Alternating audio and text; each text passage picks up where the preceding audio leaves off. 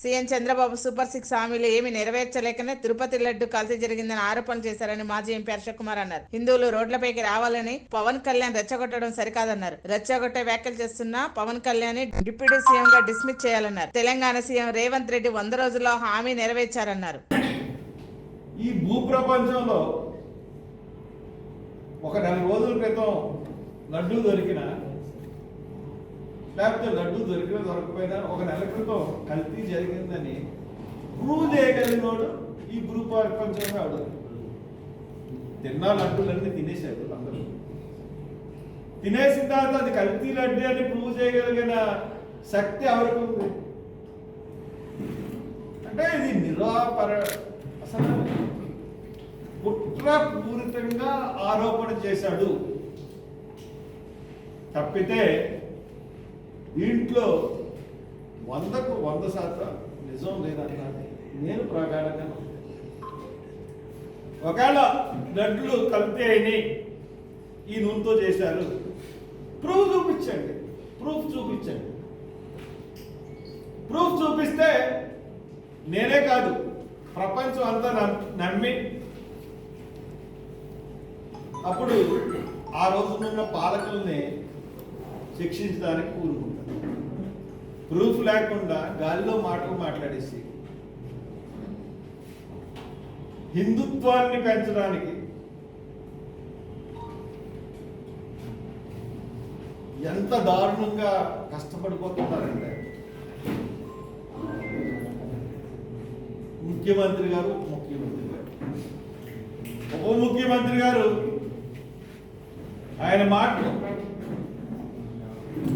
ఇంత ప్రొవోకేటింగ్ గా ఉన్నాయంటే నీకు బాధ్యత లేదా, నీకు ధర్మం తెలీదా? ఇటువంటి సంఘటన జరిగినప్పుడు మీరందరూ రోడ్ల మీదకి రావాలి కదా. అదే ముస్లింల సోదరులు జరిగితే వాళ్ళు ఊరుకుంటారు, రోడ్ల మీదకి రారా? మీరెందుకు రోడ్ల మీదకి రావట్లేదు? ఎందుకు ప్రశ్నించట్లేదు? ఎవరండి ఇది ఎక్కడ గొడవ అంటే ఒక ముఖ్యమంత్రి ఉప ముఖ్యమంత్రి అయ్యి ఉంది ఇటువంటి ప్రొవోకేటింగ్లు మాట్లాడితే వెంటనే అతన్ని డిస్మిస్ చేయాలి ఉప ముఖ్యమంత్రి. ఇంకా తర్వాత పెద్ద భజనదారుడు అయిపోయాడు పవన్ కళ్యాణ్. ఎంత భజనదారుడు అయిపోయాడంటే ఆయన కృషి, ఆయన శ్రమ చూస్తూ ఉంటే నేను వెళ్ళి సినిమాలకు ఏం చేయను, సినిమాల్లోకి వెళ్ళగలను. అసలు నేను సినిమా రావడం ఏమన్నాడు,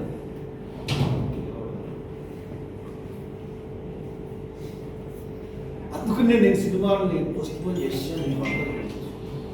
ఆయన నీటిలో దిగి నడిచి ఇట్లా ఆయన ఎవరైనా చేయాల్సిన వాళ్ళు అధికారులు వాళ్ళు పనులు చేస్తారు. ఇప్పుడు చూడండి, మన గోదావరి నదిలో పుష్కరాలు వస్తున్నప్పుడు షూట్అవుట్ తీశారు.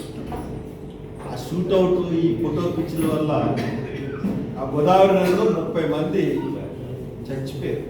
ఈ చంద్రబాబు నాయుడు ఈ ఫోటో పిచ్చి వాళ్ళు. ఇప్పుడు బోట్లో ప్రయాణం చేసి అక్కడికి వెళ్ళి మొత్తం ప్రపంచం అంతా వరదలు వస్తాయి. ప్రతి నగరంలో పుట్టుకుపోతాయి. చైనా కాడి నుంచి జపాన్, ఏ నగరం ఉందో ఇండోనేషియా